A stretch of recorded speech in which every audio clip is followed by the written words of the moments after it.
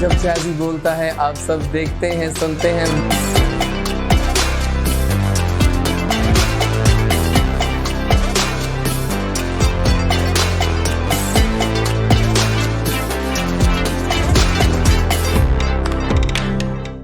तो कैसा बचपन था सैम का? How was Sam in childhood? शरारती बच्चा या फिर? हाँ, एक शरारत मुझे आज तक याद है और वो थी फुटबॉल खेलते हुए ना, मतलब कि फुटबॉल तो खेलते लेकिन मैं फुटबॉल के ना ऊपर चल रहा था। तो मैं लाइक गिरा और मेरा ये कहता है बाजू क्रैक। तो गिरते साथ ही वो मुझे सबसे कहता है याद है। और जब 4 माह मेरे कहते हैं बैंडेज रही बाजू पे, तो मुझे फिर समझ आ गई थी कि शरारतें बहुत कहते होती हैं। तो फिर जब बड़े हुए तो फिर कैसे, कभी कोई शौक हुआ कि मैंने शोबिज़ ज्वाइन करनी है प्रॉपर्ली?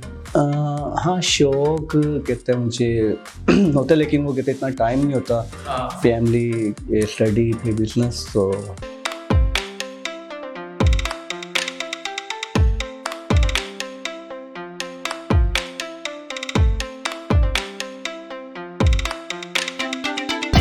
जब जैज़ी बोलता है आप सब देखते हैं सुनते हैं।